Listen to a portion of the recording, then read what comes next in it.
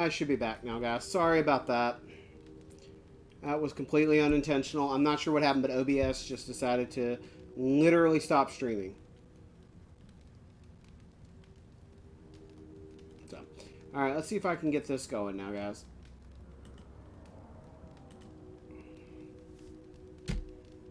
Really, when it comes to collecting, there's a crap ton of places you can get information from. I'm slowly working on my channel. I don't have a lot there right now, but I tend to do more esoteric videos. One of the videos, the main video I've got up right now, is on video game novelizations. I actually collect all the different novelizations. Believe it or not, you know the game Defender on the Atari? It had a novel called Defender Hypersworn with a backstory and everything for Defender of all things. Where? I have it in my library. Yeah, I found it at a used bookstore, McKay's in Greensboro. And yeah, it exists. It's funny reading some of the novelizations because some do follow, some of the more recent ones follow the games more closely, but like the Doom novelizations are whack. I have to recommend reading them just because they are so insane, but you have to read them to believe them. By the end of it, you find out that the protagonist is a Mormon military operative who is in love with a 17-year-old cybernetic avatar, and actually he and the woman are trapped in the demon's head while it's dying. Weird stuff, I tell you. It's odd. But there were other games that actually had a really good story. There's one, XCOM. The original XCOM, Youth Defense, had a novelization by Diane Duane, who's a real well-known sci-fi author. I highly recommend that one. Actually, it's a really good book. They're hit or miss. I'm going to do some more reviews on them. I just listed some I had when I did the video. I'm actually going to do some reviews. Like book reports for video games. But there are tons of people on YouTube. If you're looking for information, you've got Metal Jesus Rocks. I have to pimp him. I'm a mod. Full disclosure, I'm a mod in his Discord. So I have to bring up Metal Jesus because he's actually one of the ones that really got me into making some YouTube videos. Another one, of course, is Gerard, the completionist. They have two completely different styles of doing game videos, and so I'm trying to find a good middle ground that I like for my own.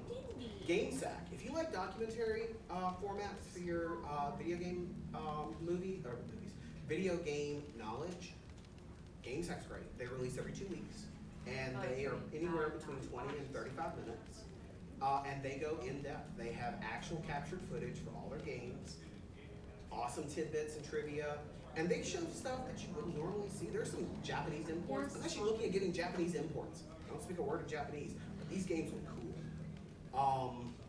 Lazy Game Reviews. If you're like me and you're into big box PC gaming and retro games, although he's been more focused on retro PC recently, I highly recommend Lazy Game Reviews. And if you're looking for thrifting advice, look at his thrift videos. He goes into Goodwill and shows you his process and some of the stuff he finds. One of the things I found after watching one of his videos was I went to shop Goodwill. My very first computer, I was 5 years old in 1988.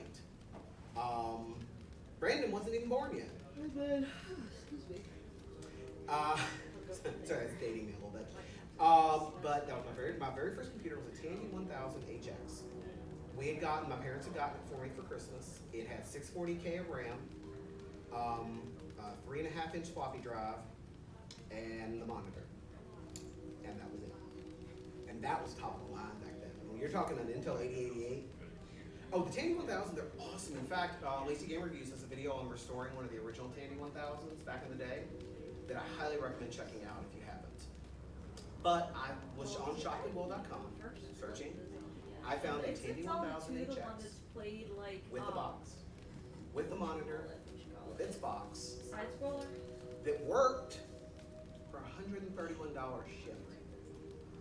Base unit for the Tandy 1000 on eBay, $250, and that was no documentation, no box, no nothing.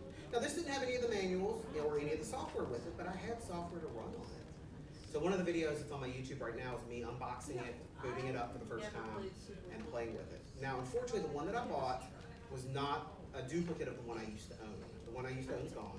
I think it's probably with a cousin or in a landfill, unfortunately. But this one has two 3.5-inch drives and the base 256 RAM.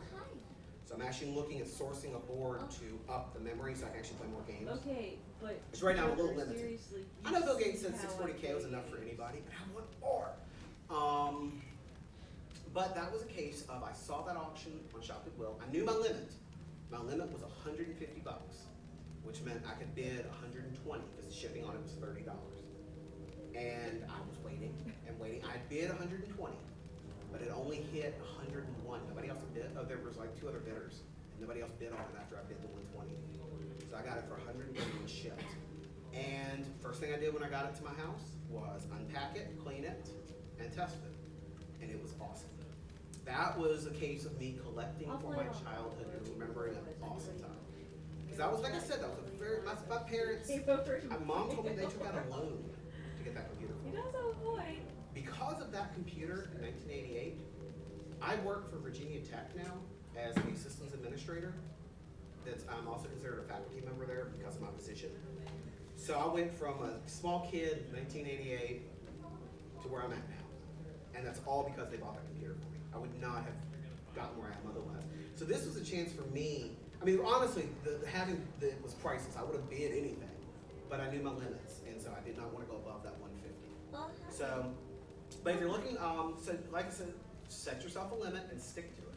The hardest thing about collecting, I've seen tons of stuff I'd love to go and just grab, like the Final Fantasy II today. I actually got that as a gift. I was not going to buy it because I just didn't want to spend the extra money. Wasn't sure I had it yet.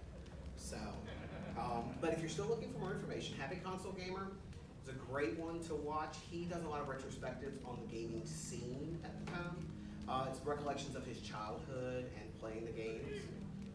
Kinsey Burke, she works with Metal Jesus some. She's got her own channel on YouTube. She's actually she has a huge collection, but she's still a relative newcomer to collecting.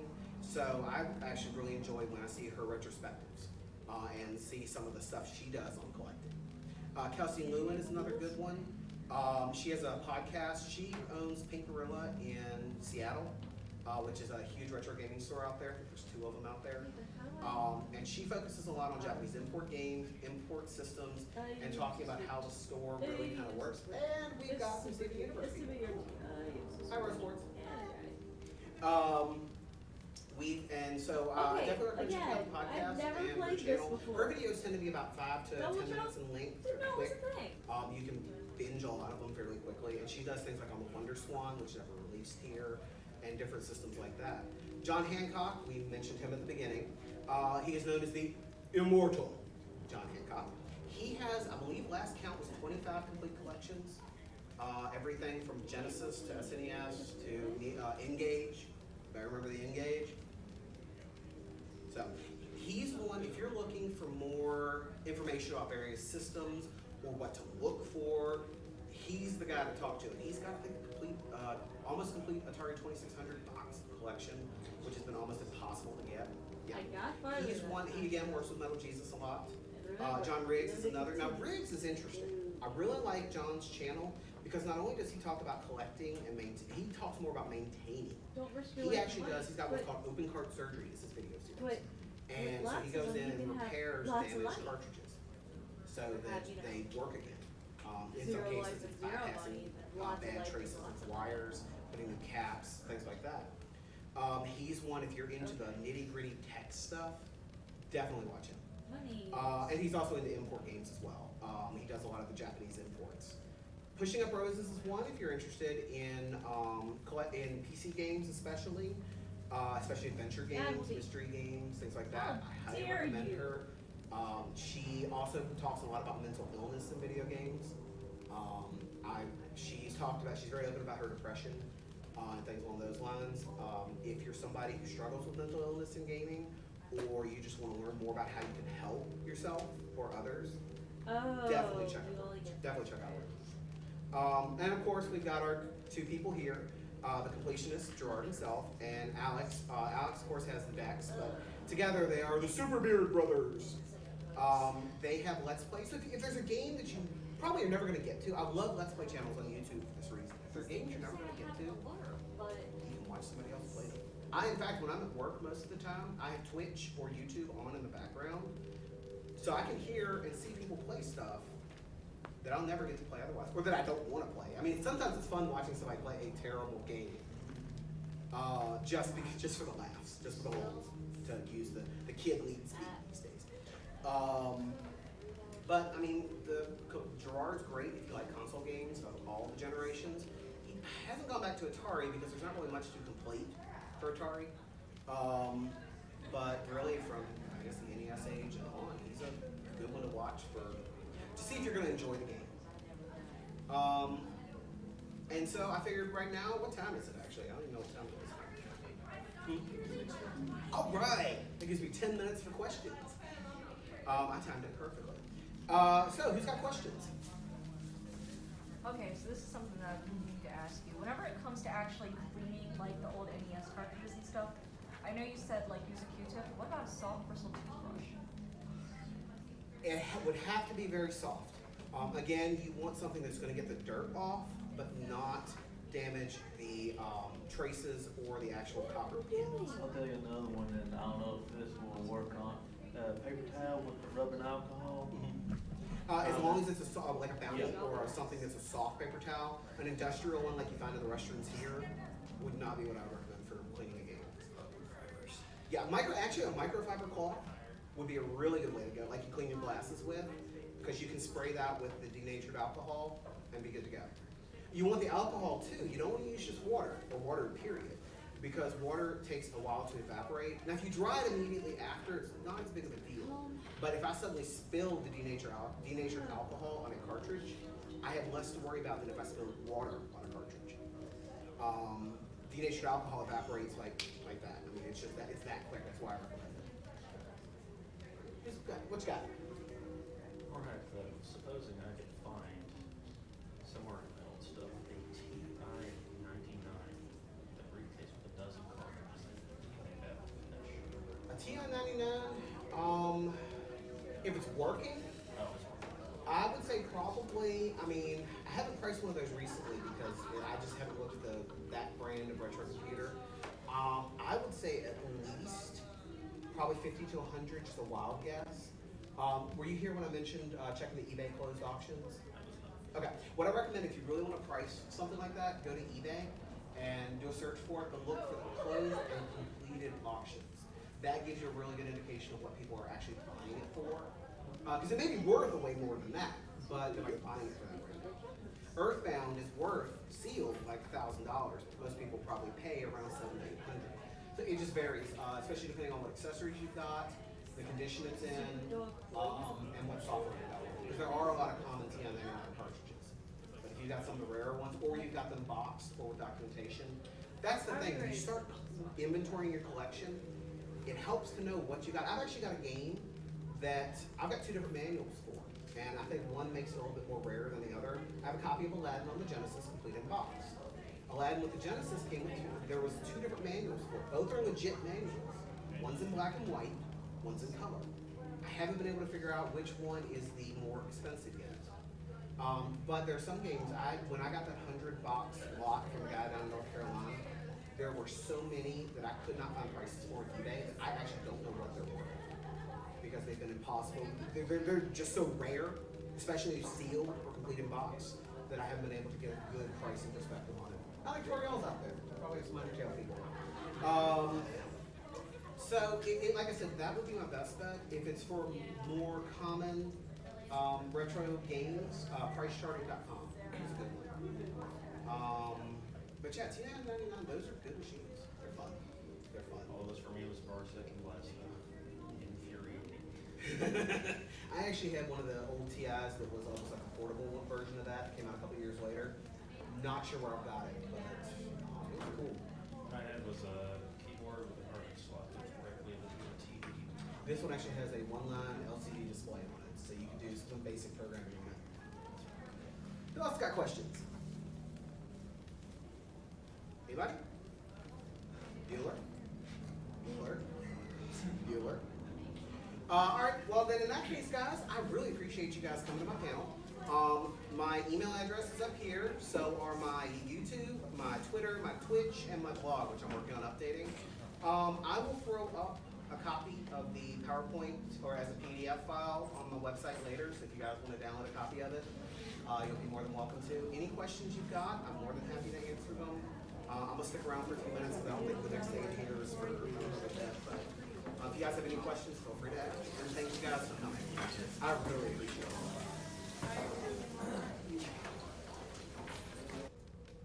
Last I counted, I had about 512 games, split about half big box PC and the other half console. I lost count a long time ago. I've just got boxes. But you've actually got one of the, you got a complete Resident Evil collection, don't you? Until during the move, I cracked my Sega Saturn disc, so I have to replace that. No. But I did have a complete English collection. And now I just gotta get Resident Evil 7 on Xbox. Okay, awesome. Awesome, awesome. Well, and believe it or not, when we said, this panel is about collecting retro video games, but we will probably at some point touch on more modern consoles, Xbox One, PlayStation 4, Wii U, the Switch, stuff like that. But primarily our focus is on games that are, should we set a date cutoff? What do you consider retro?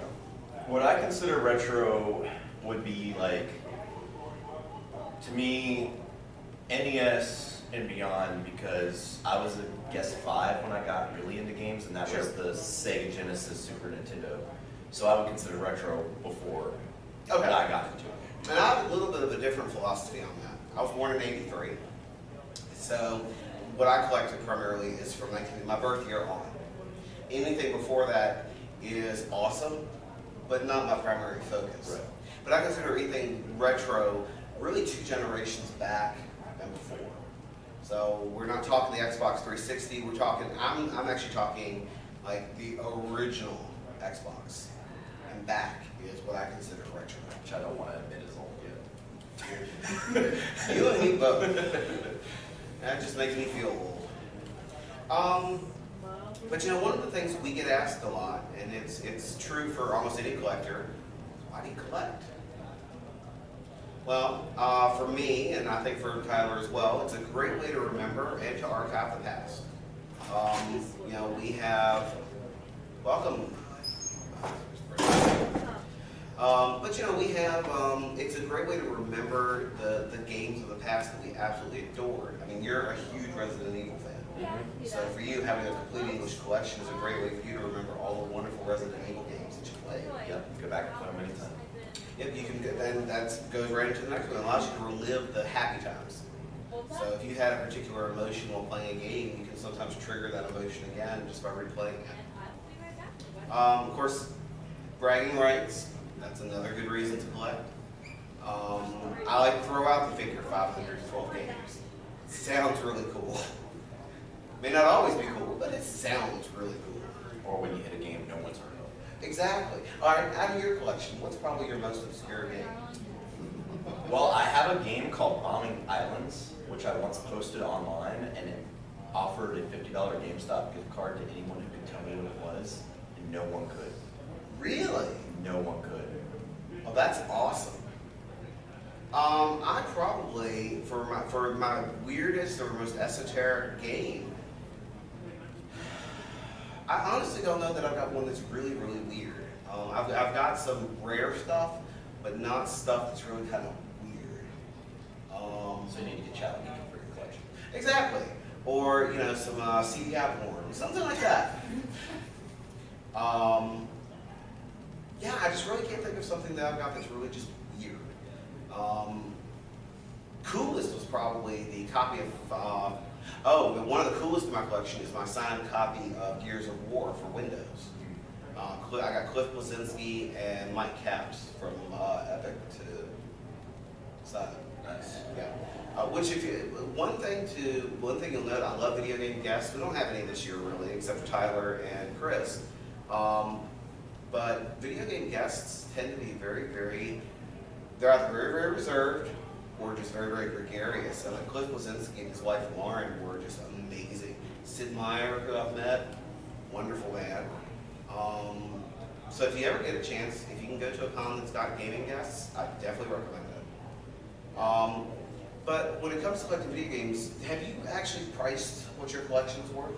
No, I have not. There's some games that I know what they're worth, but there's a lot of games that I don't know. Like I have a game that I didn't even realize was worth a lot until Tech Exchange got it in recently and found out how much they had. Really? Yeah, so some of the games I had no idea were worth a lot. There's another game somebody asked me about at our game nights recently, and I said, yeah, I have a copy, but I said it's really awful and it's not worth using as a coaster for your drink here. Mm. And then because I price things at work, Yeah. I looked up how much it was, and it's $200. Wow. So, Yeah, probably my most, okay, I've actually got two different best, most expensive games. One of them was a copy of Chrono Trigger, card only. I picked up for $4 at a flea market. Yeah, makes your hurt inside, doesn't it? Yes. And then I think it was another SNES game. It was my complete collection of the Dot Hack games. I traded them in because I didn't get a Retron 5 when they came out, and we'll get to like the Retron 5 in a minute. But that was worth at least $200 for the whole collection. I think it was worth about $200 to $250. sounds about right. Stuck one on eBay recently. Yeah, because I had all of them with all the DVDs and all the manuals. And if you got the G-Use series too, you can open it up to 400 easily. Really? Mm-hmm.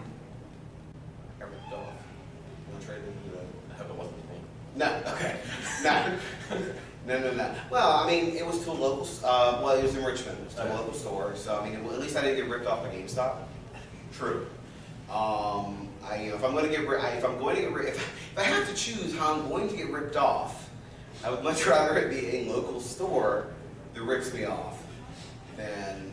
Well, see, we got a good collection of that recently, so when you said that, I was like, No. This was a couple years ago. You're good. okay. What's interesting about collecting retro video games is that, as we were just saying, it can be both an expensive and an inexpensive hobby to collect for. I mean, you've got, like for instance, if I bought that copy of Chrono Trigger, just the card, at what it's valued at, I'd have been looking at $80 or $90. Now, I was lucky. I found it for $4. That doesn't always happen. So it can be both expensive and inexpensive. Oh yeah. There's a guy in town who's got the devil's luck, as I say, because he found 3 copies of Turok Rage Wars in the cart. The limited reproduction, it's $200 easy. Mm-hmm. He bought all 3 of them at a yard sale. Different yard sales, but he found them all for less than $10. Well, I looked into a really good deal. There was a guy in Roanoke, and this was a couple of years ago, who was doing a big yard sale at his house. I don't know if I ran into you there or not. But he had a Jaguar. Is this on the Yeah, I think so. That's because I live directly next to the house. Yeah, okay, yeah, I thought we talked about that before. Yeah. So anyways, the guy was like, what's interesting is certain sellers, What I'm talking about they is know much they're better selling to than one I of two can types of get. people. They're either selling to someone who really loves video games and wants to play the systems and the games, or they're selling to a reseller. Maybe you can hear me. They will price accordingly. So, if you're sitting there on your phone pulling up price lists, or you've got a sheet of paper that's got all these prices on it, don't be surprised if the offer they make you is a little bit higher than the offer they make the guy behind you who's just raving on and on about his favorite video game system and the games that he's getting for it. In this case, I fell into the latter category. So $50. I got a working Jaguar with controller in a box, and White Men Can't Jump, and the Jaguar tab. Because he's like, you look like somebody who's going to appreciate the system and the games, and not just try to make a quick buck off of it. So just keep that in mind. I mean, it's one thing to be looking for something in particular and pricing it, but it's another thing to be sitting there going, okay, he's got Gyromite for $5, or he's got Balloon Fight for $3, and stuff like that. It does make a difference. One thing I recommend, and I'm sure you probably agree, is setting a goal for your collection. Like in your case, complete English copy of Resident Evil. Yep. In my case, I'm a little different. I'm actually going more for systems than for games. I prefer to have at least one game for every system I have. Kind of hard to test it, demo it, if you don't have at least one game. But I'm going for a complete USA released game system collection from 1980. Which reminds me, I've still got to get that SNK Pocket. I was gonna ask. Still got to get that SNK Pocket color off. But that actually, I'm actually at this point missing only 3 systems of the ones that are going to be in any way obtainable or findable. I'm missing a Neo Geo AES. Good luck with that. I'm missing a Turbo Express. Again. And I'm missing a SNK Pocket Color, which I don't have to laugh at. But really, if you're going to collect, there's a difference between collecting and hoarding. There we go. Alright guys, so that was a fun little video I did a while back actually. Let me think for a second.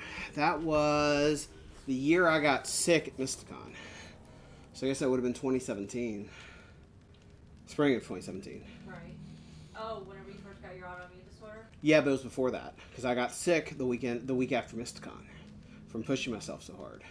Right. But that was the first time I ever did that video collecting retro video games. Or did that talk. So I did it with one of the cooler people that collect games in Roanoke. Tyler Rash. And that was fun. I was actually supposed to, believe it or not, I was supposed to do the one before that.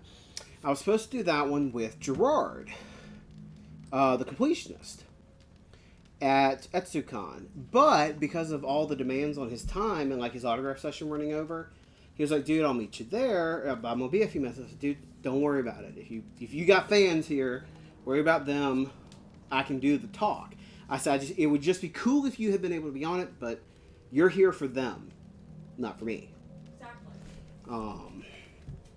But he was awesome to meet in person. Him and Alex Fasciani both. But yeah, so doing that one with Tyler was a trip. I really enjoyed that. What I'm going to do right quick, though, is get the right mouse and go to this, twitter.com/LongwoodGeek. Alright, so I just threw this video up there. Now, this one does have some cursing in it, but I want to show you guys this video that Puck and I did. So, to give you some background, I'm Sans from Undertale. And I'm not kidding, I really am. I've gotten some skin, because it's kind of hard to bone somebody without skin on top. It's a little sharp and pointy. If you're not brave enough. True, you can screw anything if you're brave enough. Trust me, I have. Steamroller. Anyways. Nice. Dude, if they'd have rolled over on me, I'd have been dead. Anyways. So, I'm Sans. And so, Kenny Omega, who's this wrestler with, I think it's TEW Wrestling. I know that the show he was on that night was for AEW. But I think that's part of TEW. I'm not sure. Anyways, TEW is who promoted his entrance. And so he came out to Megalovania dressed as the skeleton version of Sans. And so I had to call him out on it because the way he did it, he's not a real Sans. I mean, I love to say he is, but he's not. And I'm going to show you, or I'm going to tell you why, when I made this promo video for calling him out. Just as a reminder, I used to really love wrestling, and I still do to a certain extent. It's like a male soap opera with a lot of really cool moves. And from what I understand, Kenny Omega is one of the best. But I wish I could have been a wrestler because I think I can cut a pretty mean promo. I'd say so. So with that in mind, everybody, we give this one my Sans Completionist rating of, let's watch the effing video. Oh, language warning if I didn't already say it before. Yeah. So if you don't like the F word, then either grow a pair or cover your kids' ears. Not particular as to which. I will have you know my pear tree is doing just fine. Alright, see if I can pause it real quick. Okay, good. Oh, whoops. Ah, no, pause. Okay. I'm gonna see if I can make it any bigger.